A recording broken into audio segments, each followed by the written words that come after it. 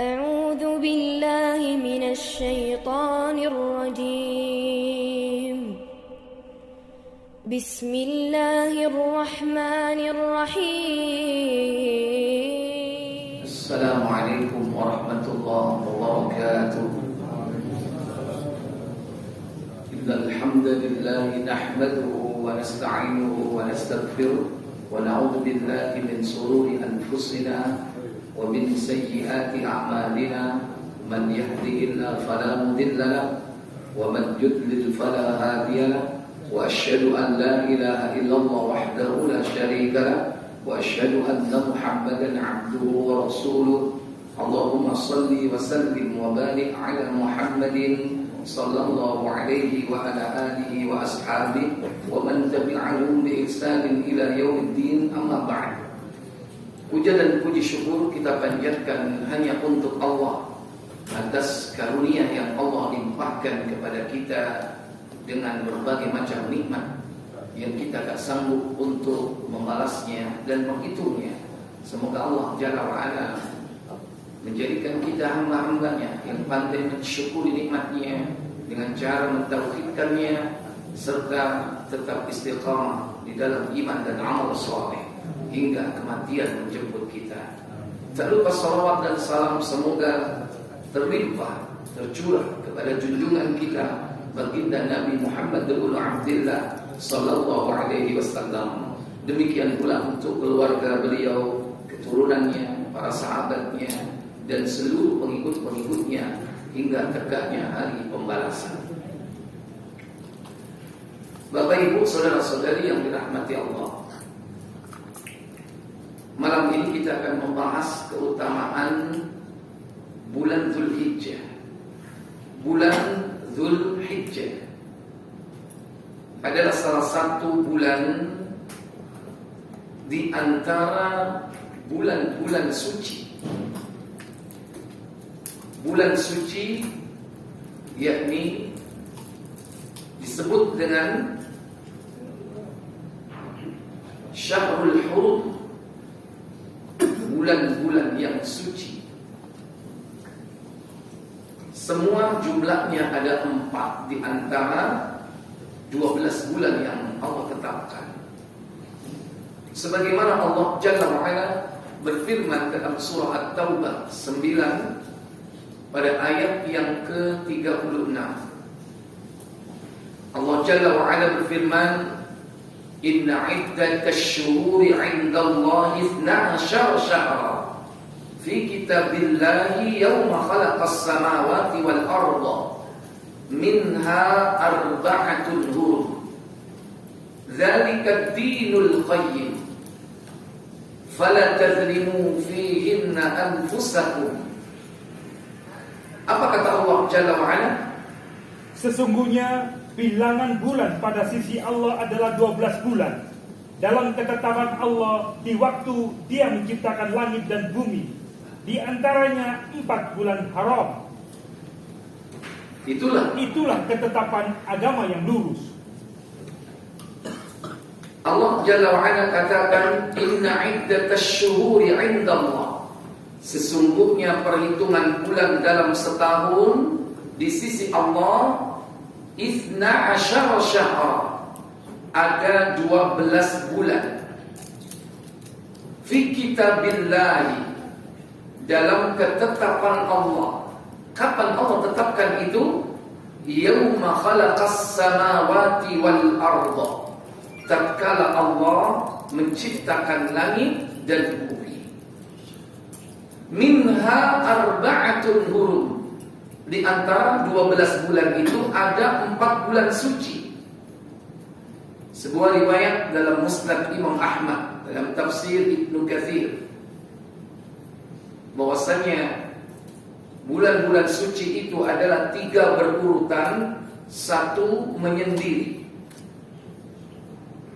Kenapa dia dijadikan oleh Allah Jalla wa'ala sebagai bulan suci? Ada beberapa alasan di dalamnya sebagaimana diterangkan dalam tafsir Ibnu Katsir. Silakan. Imam Ahmad mengatakan telah menceritakan kepada kami Ismail, telah menceritakan kepada kami Ayub dari Abu Bakr, bahwa Nabi SAW berkhutbah dalam haji wadaknya. Antara lain beliau Subhanahu wa ta'ala bersabda, ingatlah, sesungguhnya zaman telah berputar seperti keadaannya sejak hari Allah menciptakan langit dan bumi. 1 tahun terdiri atas 12 bulan. 4 bulan di antaranya adalah bulan-bulan haram atau suci. 3 di antaranya berturut-turut. Salasatun mutawaliyat, 3 berturut-turut, yaitu Zulqa'dah, bulan 11, Zulhijjah, bulan 12, dan Muharram, bulan yang pertama, 11, 12 pertama, serta 1 bulan yang menyendiri, yang lainnya ialah Rajab Mudhar, yang terletak di antara bulan Jumada atau Jumadil Akhir dan Sya'ban. Bulan keberapa bulan Rajab itu? Agustus bulan keberapa? Kok langsung jawab? Kita pakai Rajab kok menengah? Rajab bulan keberapa? Hah? 7. Silakan dihitung. Bulan ke-7. Ini termasuk bulan yang Allah tetapkan sebagai bulan suci. Ada apa?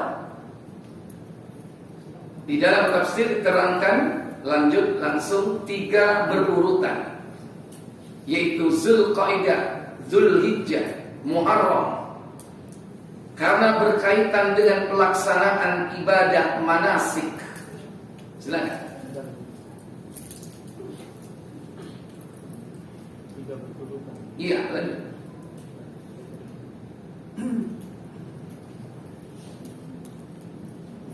Tadi bukan tafsir, player nih. Tafsir. Oh, tafsir, ya.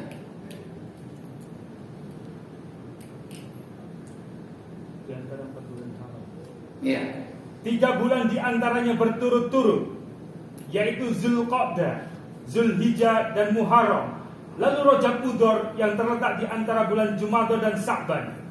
Sesungguhnya Rasulullah SAW mengidafahkan atau mengaitkannya dengan Mudhar untuk menjelaskan kepada mereka kebenaran perkataan orang-orang Mudhar terhadap bulan Rajab, bahwa bulan Rajab terletak di antara bulan Jumada dan Sya'ban, bukan seperti yang diduga oleh orang-orang Rabi'ah yang mengatakan bahwa bulan Rajab yang diharamkan atau disucikan ialah bulan yang terletak di antara bulan Sya'ban dan Syawal, yaitu Ramadan sekarang.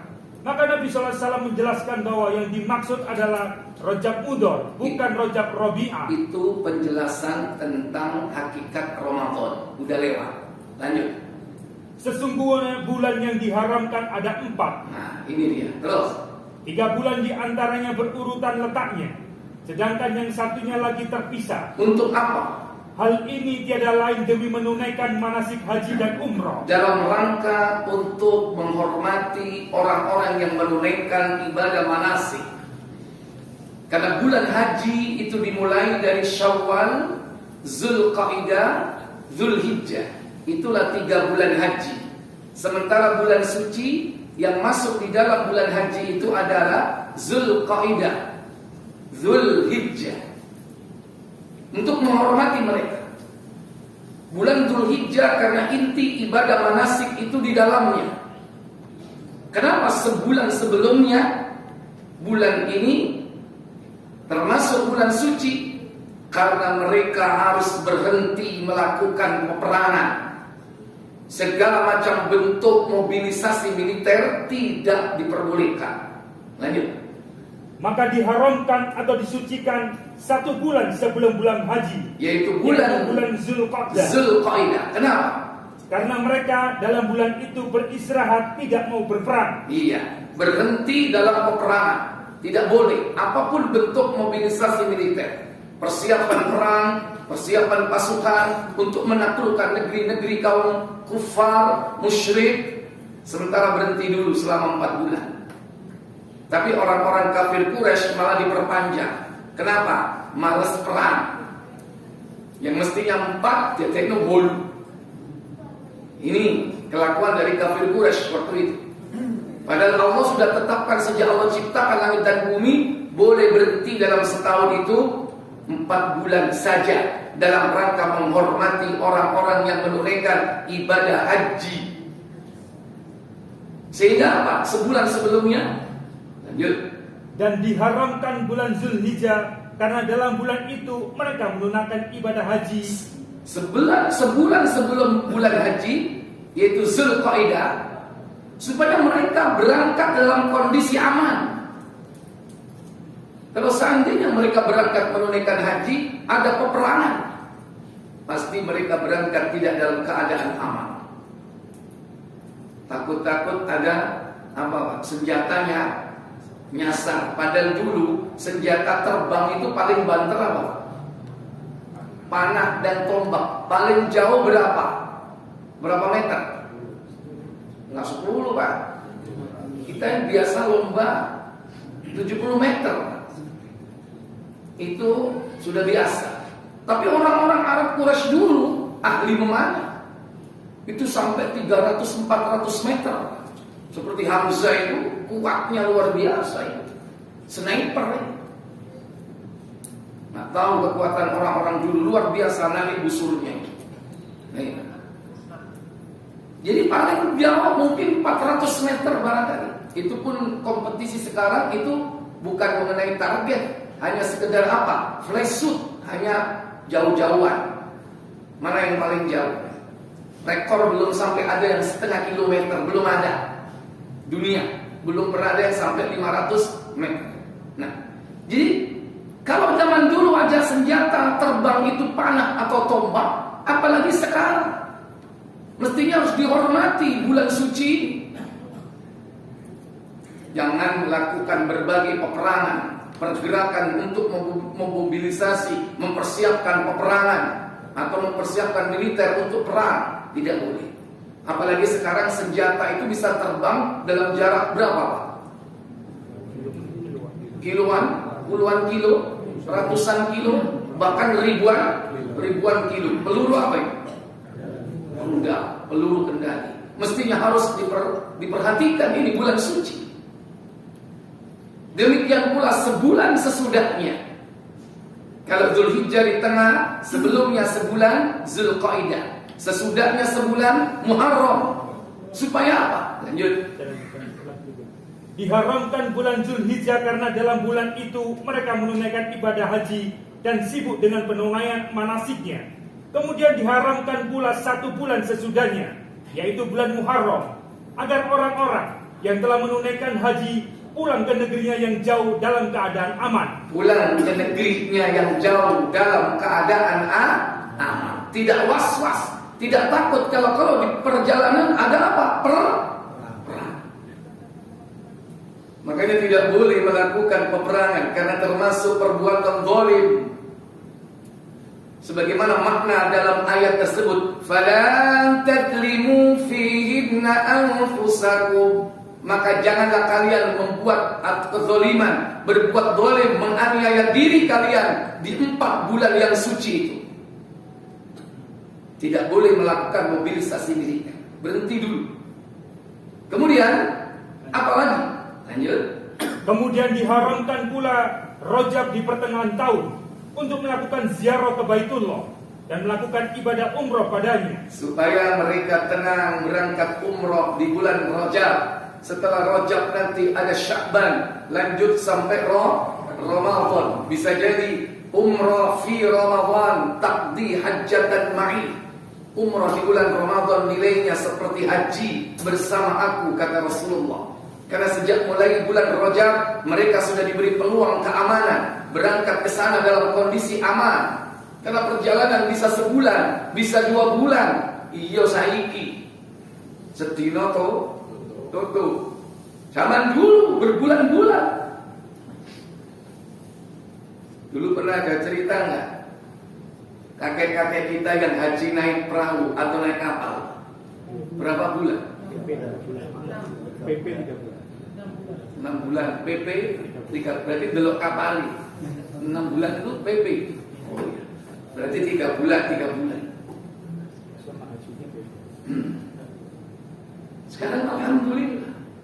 Tapi ayat ini tetap berlaku untuk mensucikan bulan-bulan yang Allah telah tetapkan.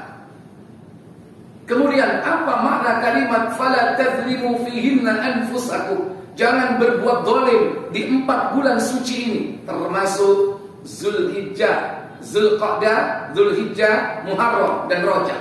Lanjut. Yakni dalam bulan-bulan haram itu janganlah kalian berbuat aniaya terhadap diri kalian sendiri.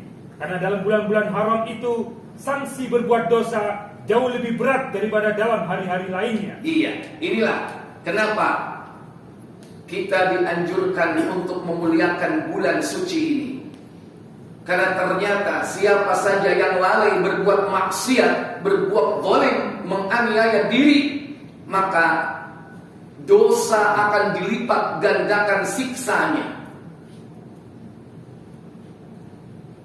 Kalau pahala itu dilipat gandakan kuantitas jumlahnya. 1 jadi 10, 10 jadi 700 sampai tidak terbatas. Adapun berbuat dosa tidak dilipat gandakan jumlahnya. Sekali berdosa hukumannya 1, 2 kali berdosa hukumannya 2. Tapi apa maknanya di sini? Dilipat gandakan kualitas siksanya. Nek biasanya dikepuk penjalin, ini dikepuk ambek ling. Tapi podo sepisan, dosa sepisan dikepuk penjalin di situ. Tapi kalau dosa dilakukan di bulan suci, dipukul dengan kualitas pukulan yang luar biasa.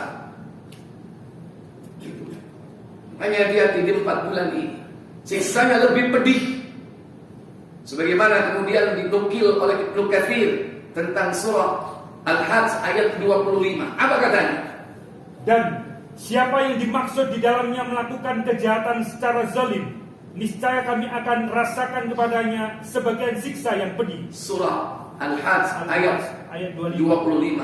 Wa may yurid bi ilhadin bi zulmin nuziqhu min 'adzabin alim. Barang siapa yang hendak melakukan perbuatan jahat secara zalim, maka akan aku timpakan siksa yang pedih padanya. Itu artinya kualitas siksanya dilipat gandakan sekalipun jumlah siksanya sama sejumlah dengan dosa yang dilakukannya. Kemudian apalagi yang dimaksud dengan berbuat zalim, yang kita harus hati-hati jangan sampai melakukannya di 4 bulan suci ini. Lanjut. Demikian pula dalam bulan suci, perbuatan dosa diperberat sanksinya. Karena itulah di dalam mazhab Imam Syafi'i. Apa kata mereka? Pendapat dari mazhab Imam Syafi'i tentang denda.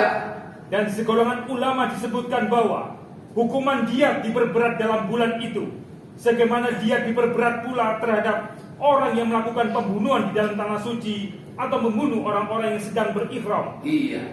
Berbuat jahat, berbuat dosa, berbuat zalim di tanah suci dilipat gandakan hukumannya. Demikian pula di ruang yang suci, di waktu yang suci. Allah punya ruang suci, Allah punya waktu suci. Ada ruang haram, yaitu ruang suci mana? Masjidil Haram, Masjid kota Mekah dan kota Madinah. Itu ruang. Tapi ruang ini terbatas.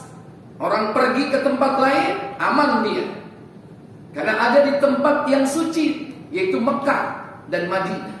Sampai nang sasa aman. Tapi kalau dimensi waktu yang suci, Zulqa'dah, Zulhijjah, Muharram, bisakah orang keluar dari waktu itu? Halo? Melayu orang bumi liane. Halo enggak? Di langit lainnya, di galaksi lainnya, enggak ada. Semua dilingkupi oleh waktu. Maka demikian pula melakukan perbuatan dosa di 4 bulan suci. Kemudian lanjut. Hamad ibnu Salamah telah meriwayatkan dari Ali ibnu Zaid, dari Yusuf ibnu Mahron, dan dari Ibnu Abbas sehubungan dengan makna firman-Nya. Maka janganlah kalian menganiaya diri kalian sendiri dalam bulan yang 4 itu, yakni dalam semua bulan. Ali ibnu Abu Talha telah meriwayatkan dari Ibnu Abbas sehubungan dengan makna firman-Nya, sesungguhnya bilangan bulan pada sisi Allah itu hingga akhir ayat. Maka janganlah kalian menganiaya diri kalian sendiri dalam semua bulan. Kemudian dikecualikan dari semua bulan itu sebanyak 4 bulan. Keempat bulan itu dijadikan sebagai bulan haram atau suci, yang kesuciannya diagungkan. Kesuciannya lebih utama, kesuciannya diagungkan. Artinya berbuat zalim jangan dilakukan di semua bulan. Bukan berarti petang bulan tok sampean ngempet gak berbuat zalim. Mari ngono bebas, tidak boleh. Semua tidak boleh semua bulan, tapi lebih khusus dan lebih agung yaitu 4 bulan suci tersebut. Karena dilipat gandakan siksanya. Kemudian dan sanksi atas perbuatan dosa yang dilakukan padanya diperbesar, serta pahala amal soli yang dilakukan di dalamnya diperbesar pula. Sebagaimana tadi pendapat dari Imam Asy-Syafi'i, pendapat dari ulama mazhab Syafi'iyah, segala macam diat, denda-denda jika dilakukan pelanggaran itu di bulan suci maka dilipat gandakan. Apapun bentuk dendanya. Mungkin bisa jadi sekarang orang banyak kena denda. Denda apa? Telat bayar rokok, listrik, kena dendo. Itu kalau terjadi di bulan suci itu dilipat gandakan dendanya. Untung PLN gak ngaji. PLN ngaji gak salah.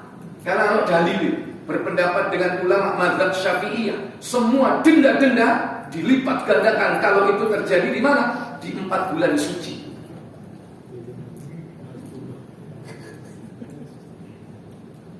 Jadi kandani boleh. Baik, termasuk berbuat zalim di sini apa lagi? Lanjut. Qatadah telah mengatakan sehubungan dengan makna firman-Nya, maka janganlah kalian menganiaya diri kalian sendiri dalam bulan yang 4 itu. Sesungguhnya melakukan perbuatan aniaya dalam bulan-bulan haram, maka dosa dan sanksinya jauh lebih besar daripada melakukan perbuatan aniaya dalam bulan-bulan yang lain. Sekalipun pada prinsipnya perbuatan aniaya itu kapan saja dilakukan dosanya tetap besar, tetapi Allah lebih memperbesar urusannya sesuai dengan apa yang dikehendakinya. Selanjutnya Qatadah mengatakan, sesungguhnya Allah telah memilih banyak pilihan dari kalangan makhluknya, yang memilih dari kalangan para malaikat yang dijadikannya sebagai utusan-utusannya, juga dari kalangan manusia yang memilih orang-orang yang dijadikannya sebagai utusan-utusannya, yang memilih dari kalamnya, yaitu Al-Quran, dari bumi ini masjid-masjid, dari bulan-bulan ini bulan Ramadan dan bulan-bulan haram, dari hari-hari ini memilih hari Jumat, dan dari malam-malam hari yang memilih Lailatul Qadar. Oleh sebab itu, agungkanlah apa yang diagungkan oleh Allah, karena sesungguhnya pengagungan itu hanyalah kepada apa yang diagungkan oleh Allah. Demikianlah menurut orang yang berakal dan berpemahaman. Maka tidak boleh seorang pun di antara kita mengagungkan hari kalau Allah tidak mengagungkan. Apa yang telah diagungkan oleh Allah, maka wajib bagi kita makhluknya mengagungkannya. Makanya ojo gaya acara dewi, menetapkan hari-hari kemudian diagungkan padahal nggak ada dalilnya. Allah tidak mengagungkan, Rasul tidak memberikan informasi bahwa itu adalah bulan yang diagungkan oleh Allah. Padahal sudah apa yang telah ditetapkan dari hari-hari, waktu-waktu yang diagungkan itu sudah jelas terdapat di dalam Al-Quran dan As-Sunnah. Kalau hari, ada hari Jumat. Kalau bulan, ada banyak. Dalam satu bulan, ada bulan yang suci, ada bulan berkah. Di antara bulan itu dipilah, ada 10 hari pertama dalam satu bulan, ada 10 hari terakhir dalam satu bulan. Kadang siangnya lebih utama, kadang malamnya yang lebih utama. Itu semua ditetapkan oleh Allah dalam Al-Quran dan As-Sunnah. Baik, belum sampai poinnya. La tadlimu fihinna anfusakum. Jangan kau menganiaya dirimu sendiri. Yaitu apa? Menghalalkan yang haram, mengharamkan yang halal. Sampai di situ poinnya. Lanjut. Ya. As-Sawri telah meriwayatkan dari Qais ibnu Muslim, dari Al-Hasan, dari Muhammad ibnu Hanafiyah, bahwa makna yang dimaksud ialah janganlah kalian melakukan hal-hal yang diharamkan padanya demi menghormati kesuciannya.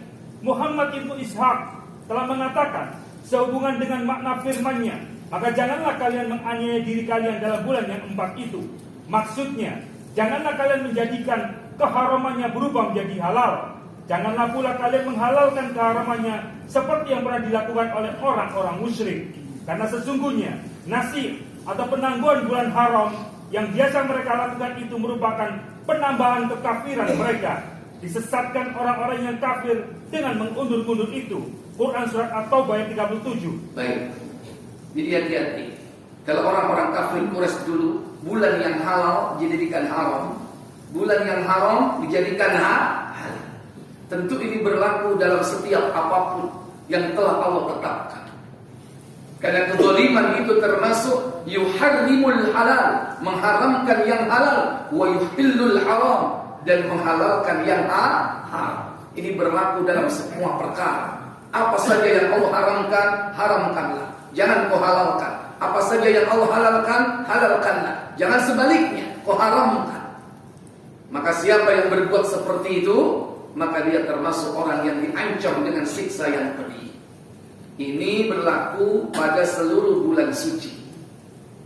Adapun khusus bulan Dzulhijjah, Dzul Al-Hijjah, yang di dalamnya memiliki ibadah manasik, yang di dalamnya ibadah haji ditegakkan. Karena haji itu dilaksanakan yaitu wukuf di Arafah. Al-Hajju Arafah. Haji itu adalah wukuf di Arafah. Dan tidak ada wukuf di Arafah kecuali di tanggal 9 di bulan Dzulhijjah. Maka khususnya bulan Dzulhijjah ini memiliki keutamaan. Apa keutamaan di antaranya adalah yakni Allah membagi dengan dua istilah. Ada yang bernama ayyamum ma'lumah, ada yang bernama ayyamum ma'dudah. Ayyamum ma'lumah artinya hari-hari yang telah ditetapkan, yaitu mulai dari tanggal 1 sampai 10 Dzulhijjah. Adapun ayyamum ma'dudah yaitu hari-hari yang berbilang. Kapan itu? Tanggal 11, 12, 13 di bulan Dzulhijjah. Yang pertama, ayyamum ma'lumah. Sebagaimana Allah katakan dalam surah Al-Hajj 22 pada ayat 28. Allah katakan,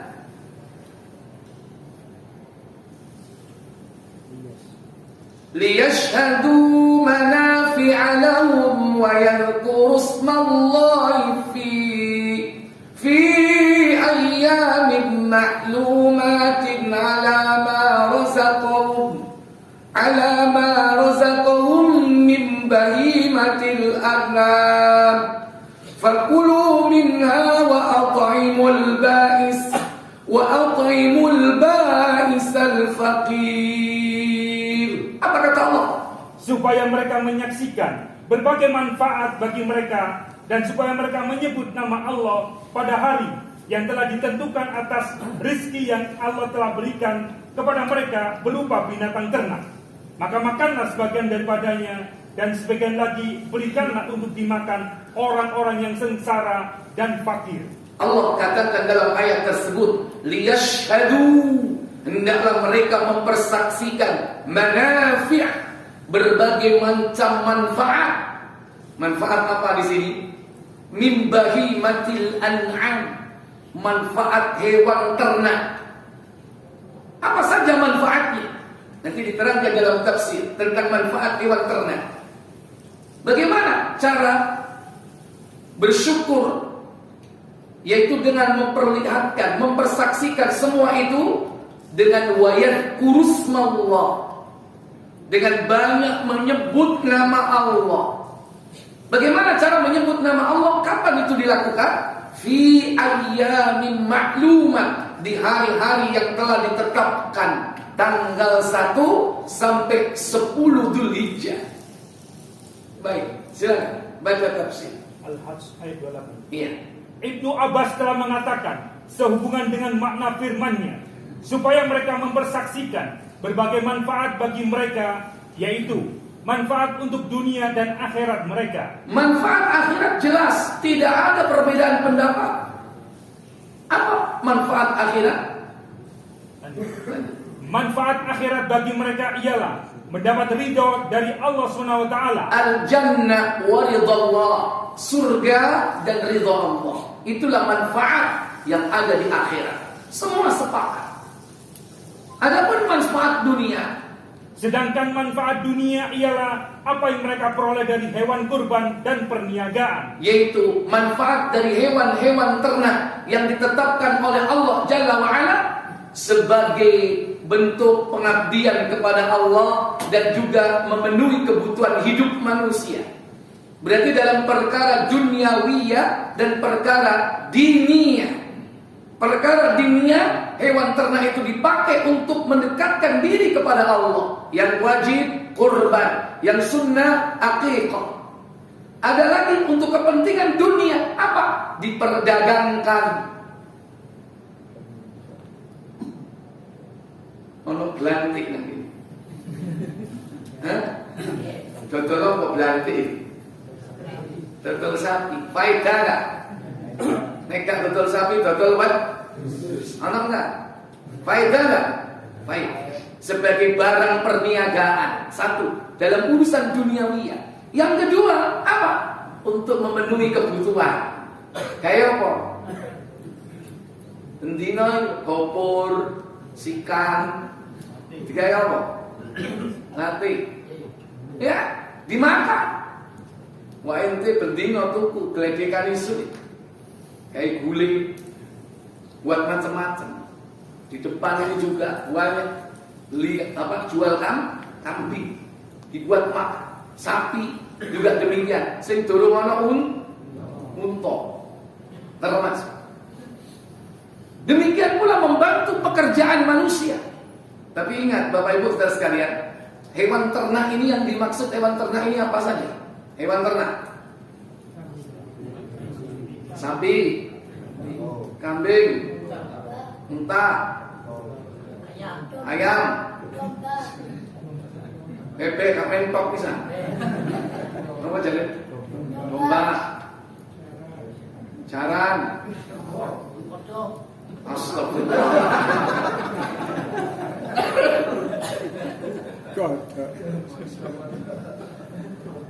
Ternak menurut manusia beda menurut Allah.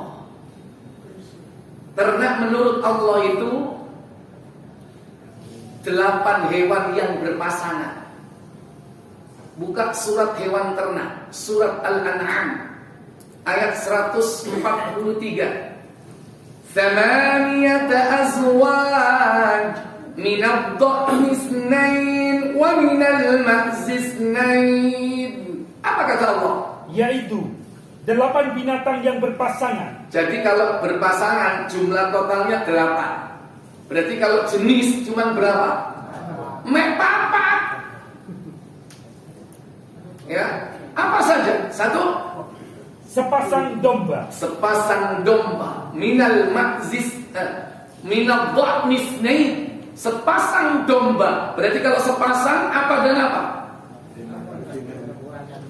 Laki perempuan si halus serere, pria wanita bisa. Wedhus ae lu, apa? Jantan dan betina.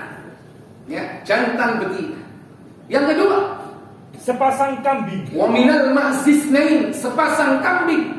Berarti domba dengan kambing beda enggak? Beda.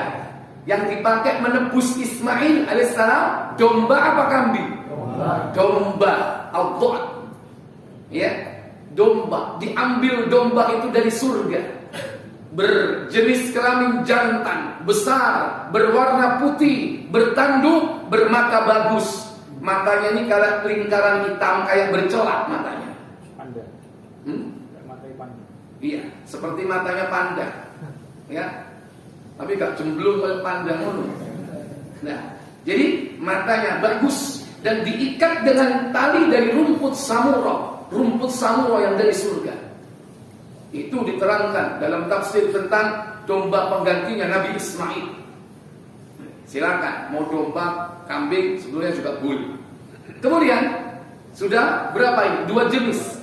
Ayat berikutnya, wa minal iblis itsnain wa minal baqari itsnain. Apa kata Allah? Dan sepasang dari unta, Sepasang unta dan sepasang lembu. sepasang lembu atau sapi.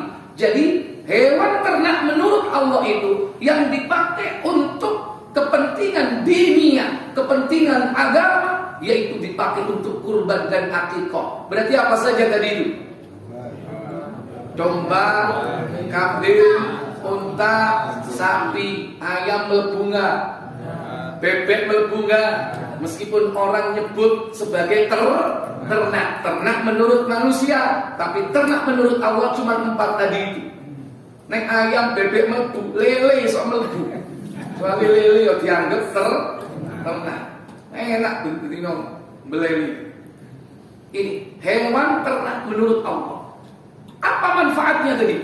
Diperdagangkan, dipakai konsumsi, dipakai untuk ibadah. Yang bisa membantu pekerjaan manusia apa dari 4 itu? Sapi dipakai untuk apa? Bajak sawah, masih saya bicara. Biyen nang pabean digawe nari opo? Cikar momot, beras berkintal-kintal. Awak dhewe cilik suka gandol dipecut. Cilik biyen. Nah iki wis gak ono saiki. Biyen cikar nang ngene Kertopaten. Beras itu. Ya. Jadi ini membantu pekerjaan manusia. Unta juga demikian sebagai alat transportasi. Nah kita dianjurkan apa? Mempersaksikan di hadapan Allah. Liyashhadu manafi'a lahum. Dengan cara bagaimana? Wa yadhkurusmallah. Memperbanyak menyebut nama Allah atas nikmat-nikmat tersebut. Kapan itu? Fi ayyamin ma'lumat, di hari-hari yang telah ditetapkan 1 sampai dengan 10. Lanjut. Tafsir. Iya, lanjut tafsir. Hal yang sama telah dikatakan oleh Mujahid dan lain-lainnya yang bukan hanya seorang, bahwa yang dimaksud dengan manfaat ialah manfaat dunia dan akhirat, sama halnya dengan apa yang disebutkan oleh firman Allah dalam Quran surat Al-Baqarah 198. Tidak ada dosa bagi kalian untuk mencari karunia atau rizki hasil perniagaan dari Rabb kalian. Adapun firman berikutnya adalah supaya mereka menyebut nama Allah pada hari yang telah ditentukan atas rizki yang Allah telah berikan kepada mereka berupa binatang ternak. Syu'bah dan Hashim dalam meriwayatkan dari Abu Bishr, dari Sa'id, dari Ibnu Abbas radhiyallahu anhuma, bahwa hari-hari yang ditentukan ialah hari-hari belasan. Hari 11-an, yaitu 10 hari.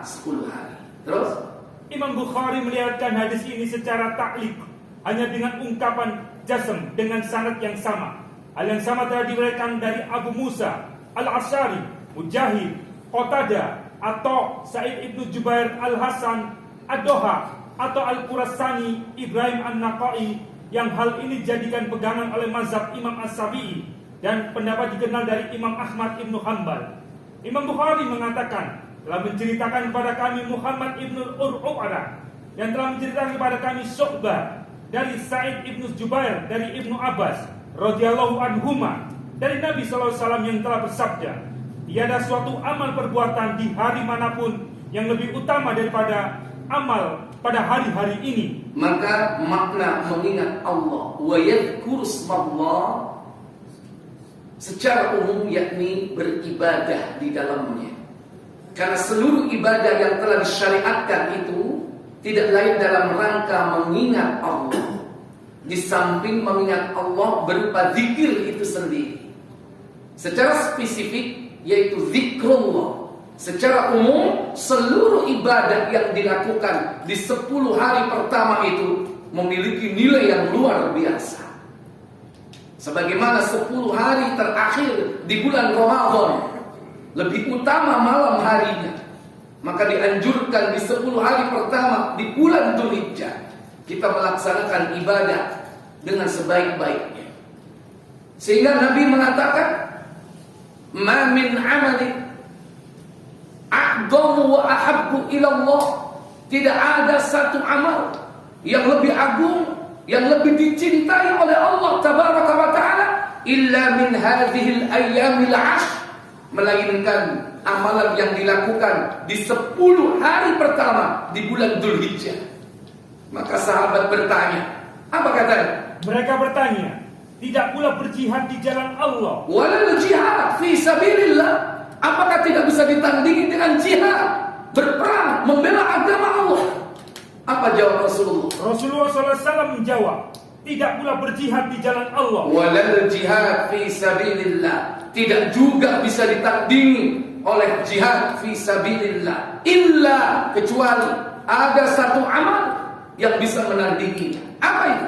Kecuali seorang lelaki yang mengorbankan jiwa dan hartanya di jalan Allah, dan yang pulang hanyalah namanya saja. Iya, hanya satu yang bisa menandingi amal yang dilakukan di 10 hari pertama di bulan Dzulhijjah.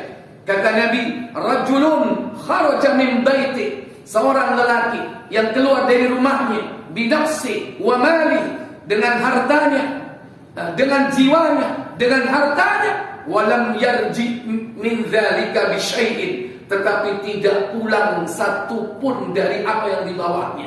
Hartanya tidak pulang, jiwanya tidak pulang, pulang hanya tinggal namanya. Berarti apa itu? Mati syahid. Yang bisa menandingi amal yang dilakukan di 10 hari pertama di bulan Dzulhijjah hanya mati syahid. Makanya kepingin oleh pahala mati syahid 10 dino pertama Dzulhijjah, berlomba-lomba beramal soleh. Terus amal soleh apa yang sudah ditetapkan di antara amal soleh ini? Kerjakan dengan sebaik-baiknya, dengan ikhlas, dengan tuntunan sebaik-baiknya. Terutama apa? At-tabkir lil faraid, bersegera dan berpagi-pagi untuk mendatangi ibadah itu. Itu salah satu mungkin yang bisa dilakukan. PE nang masjid ngenteni kok ngomah. Iki durung adzan wis teko. Itu yang bisa dilakukan. Bersungguh-sungguh, meluangkan waktu, berjihad. Mungkin barangkali Allah belum memberi kesempatan kita jihad, membela agama di medan pertempuran melawan kufar. Tapi ada amalan yang bisa menandingi amal itu, yaitu 10 hari di bulan Dzulhijjah. Demikian pula amalan-amalan yang lain yang banyak bisa dikerjakan pada saat itu.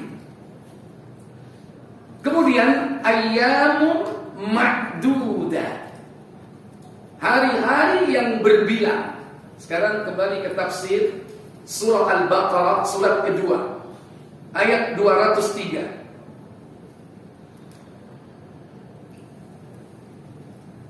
Wadhkurullaha fi ayyamin ma'dudat, faman ta'ajjala fi yawmayn fala ithma 'alayhi, wa man ta'akhkhara fala ithma 'alayhi. Apa kata Allah?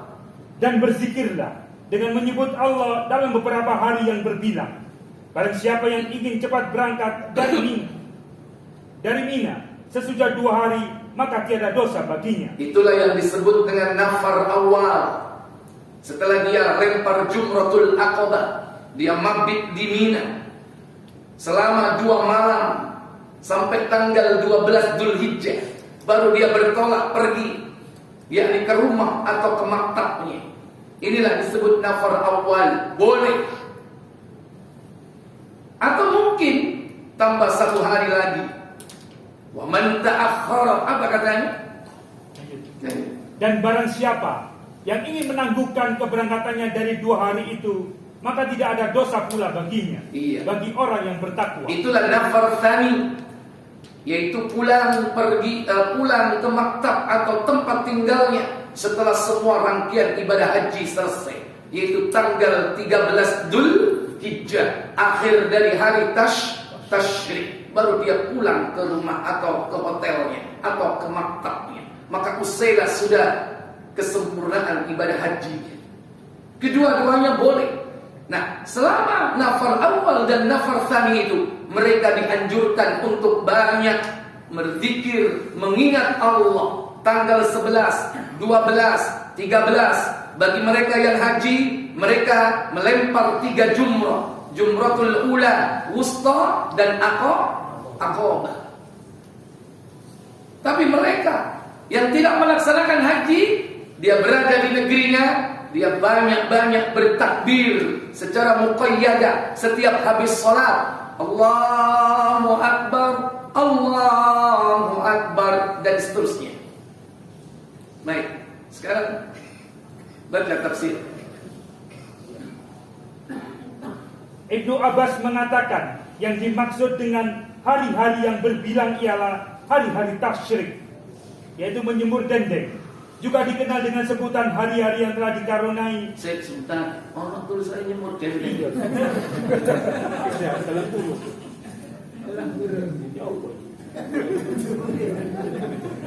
Tafsir saya ngerti kok baru iki ono nyemur dendeng barang. Ya. Iki jamaah apel gak krimo, soalnya aku masih gak seneng semur. Ya, lanjut. Juga dikenal dengan sebutan hari-hari yang telah diketahui, yaitu hari belasan. Ikrimah mengatakan sehubungan dengan makna firman-Nya, dan berzikirlah dengan menyebut Allah dalam beberapa hari yang berbilang. Yang dimaksud dengan berzikir ialah bertakbir dalam hari-hari tasyrik sesudah salat 5 waktu, yaitu Allahu Akbar, Allahu Akbar. Imam Ahmad mengatakan, telah menceritakan kepada kami Waqi, telah menceritakan kepada kami Musa ibnu Ali dari ayahnya, yang menceritakan bahwa ia pernah mendengar Uqbah ibnu Amir menceritakan hadis berikut, bahwa Rasulullah SAW pernah bersabda, hari Arafah dan hari kurban serta hari-hari tasyrik adalah hari raya kita pemeluk agama Islam. Ia adalah hari-hari makan dan minum. Imam Ahmad meriwayatkan pula telah menceritakan kepada kami Hisham, telah menceritakan kepada kami Khalid dari Abu Mali, dari Nabisha Al-Husali, yang menceritakan bahwa Rasulullah SAW pernah bersabda. Apa sabda beliau sallallahu alaihi wasallam? Hari-hari tasyrik adalah hari-hari untuk makan minum dan berzikir kepada Allah. Iya, makanya kita dilarang berpuasa pada hari itu. Hari tasyrik, hari-hari yang berbilang. Yaumu akl wasyurbi, yakni hari makan dan minum. Tentu saat itu juga diperbolehkan melaksanakan ibadah kurban, sebagaimana diawali pada hari nahar, tanggal 10 Dzulhijjah. Bagi mereka yang tidak berkesempatan, dia lakukan di hari-hari tasyrik. Pada saat itulah dia mengingat Allah dengan hewan ternak, yaitu berkurban. Di 10 hari pertama dan 3 hari sesudahnya. Inilah perintah Allah untuk banyak-banyak mengingatnya dengan berbagai macam ibadah. Di samping dianjurkan untuk apa? Fa'akthiru bitakbir wa tahmid wa tahlil. Perbanyaklah bacaan takbir, tahmid dan tahlil, baik secara mutlak ataupun secara muqayyad. Mutlak yang tidak mengenal waktu dan tempat, muqayyad yang sudah ditetapkan, yaitu bacaan kalimatnya dan saat waktunya. Oleh karena itu, takbir hari raya khusus untuk Dzulhijjah dimulai dari selepas sholat subuh pada tanggal 9 hari Arafah sudah dimulai takbir. Sehingga apa? Tanggal 9 bertakbir, 10, 11, 12, 13. Berarti berapa hari? 5 hari takbirnya lebih panjang daripada yakni takbir hari raya Idul Fitri. Hari yakni saat hari raya saja, ketika berangkat ke tempat sholat, sampai di tempat sholat bertakbir, setelah sholat selesai sudah tidak ada takbir lagi. Inilah keutamaan dari bulan Dzulhijjah, antara ayyamum ma'lumat dan ayyamum ma'dudah. Wallahu a'lam. Mungkin ini Bapak Ibu, saudara-saudari sekalian yang bisa saya sampaikan. Wa akhiru da'wana walhamdulillahirabbil alamin. Wassalamualaikum warahmatullahi wabarakatuh. Ada setelah ada tanya jawab. Baik Bapak Ibu, saudara sekalian, semoga kita dimudahkan untuk berjumpa dengan bulan Dzulhijjah, untuk bisa melaksanakan amalan-amalan di dalamnya, dan agar kita mendapatkan keutamaan pahala di dalamnya sebagai hamba Allah Jalla wa'ala, sebagaimana Al-Khalil yaitu Nabi Allah Ibrahim alaihissalatu wassalam. Karena banyak amalan-amalan ibadah yang kita lakukan di bulan Dzulhijjah itu, dan bahkan seluruh bulan, yaitu ittiba, mengikuti millah dari Nabi Allah Ibrahim. Sementara Nabi Allah Ibrahim sendiri, dia adalah suri toladan, sang kekasih, orang yang sangat dekat dengan Allah Jalla wa'ala. Dan yang bisa mencontoh itu adalah keturunannya, yaitu Nabi kita Muhammad sallallahu alaihi wasallam. Sehingga tidak ada yang disebut dalam ibadah salat kita dua nama manusia, hanya Nabi Ibrahim dan Nabi Muhammad. Selebihnya kita menyebut nama Allah saja. Tapi nama Ibrahim dan nama Muhammad sallallahu alaihi wasallam disebutkan, dan selalu kita meminta pada Allah agar keduanya mendapatkan rahmat dan keberkahan, sementara beliau sudah tidak ada di antara kita. Wallahu a'lam. Baik, mungkin ada pertanyaan? Monggo, silakan.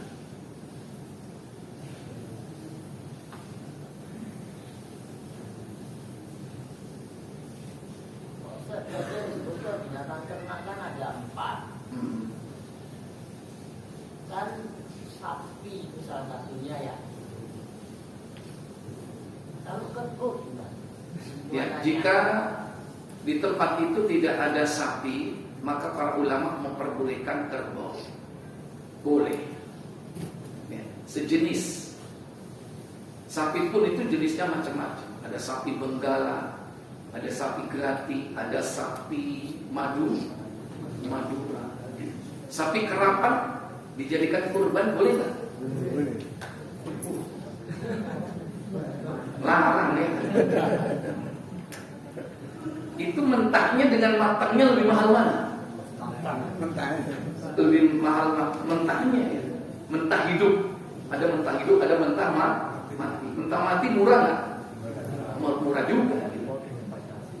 Yang suka-suka. Yang penting apapun jenis sapi atau jenis hewan yang sejenis itu, yang penting jangan sampai ada keyakinan. Karena ada di daerah-daerah tertentu itu hewan kerbau itu dianggap keramat. Nah ini masalahnya di sini. Kalau ada keyakinan i'tiqad dalam hatinya bahwa menyembelih kerbau itu lebih utama karena mengandung keramat dan sebagainya, nah ini yang jadi masalah. Karena ada kerbau seekor itu harganya sama seperti seharga Rubicon. Ada, tahu Rubicon ya? Orang Rubicon itu roti lah. Mahal itu ada. Tak, karena dipakai untuk ritual. Nah, ini tidak seperti itulah kurban. Walaupun di zaman Nabi itu ada unta-unta yang memang harganya selangit juga, namanya apa? Kumawai naqatai. Ya, unta merah. Itu kalau ibarat mobil sekarang itu mobil balap yang didambakan orang. Lambur itu dan gini ya kan.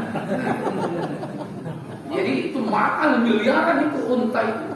Tapi Nabi itu bangga dengan orang yang istiqomah melaksanakan sholat witir dan sholat qobliyah subuh itu lebih utama dari itu. Dan belajar 1 ayat 2 ayat Al-Quran itu lebih utama daripada 2 unta merah. Unta merah itu miliaran. Antum belajar seayat 2 ayat lu api timbangannya oleh unta merah. Wallahu a'lam. Loh, ibu, nggih. Lalu Ustaz, ada beberapa orang yang yang mereka termasuk golongan orang-orang kurang mampu. Di hari Idul Adha itu mereka kan tidak punya duit untuk beli bebek dan sebagainya. Lalu mereka solusinya mereka potong ayam atau bebek. Mereka tidak mampu di situ. Apa itu juga masuk disebut kurban kan? Iya. Binatang ternak juga. Ada kurban, ada sedekah. kurban itu harus memenuhi kriteria. Hewannya ditetapkan. Yang telah ditetapkan dari 4 itu pun ada kriterianya. Ya. Tidak buta, tidak pincang. Jadi tidak boleh cacat.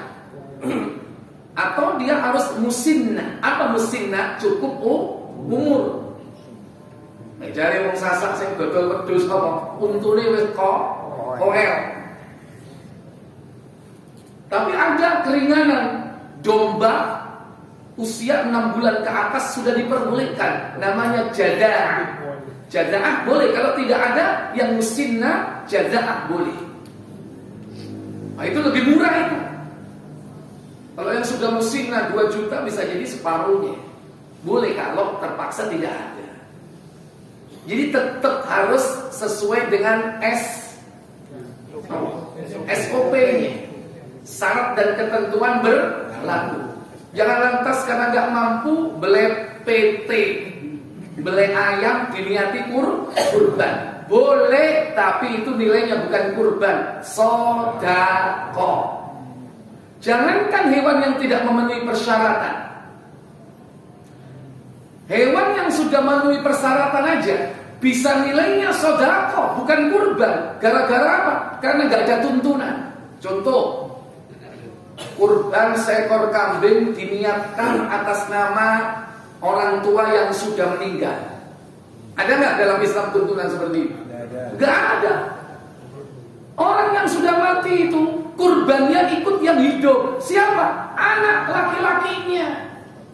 Saya misalnya kepala keluarga, punya istri-istri, punya anak-anak, punya orang tua. Ketika saya berkurban, bismillah, Allahu Akbar, hada anni wa ahli. Ini dariku dan keluargaku. Siapa yang dapat pahala? Saya dapat pahala, istri-istri saya dapat pahala, anak-anak saya dapat pahala, orang tua saya dapat pahala, baik yang hidup ataupun yang meninggal.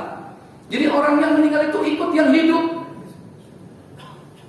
Didasarkan atas hadis, buka Abu Dawud.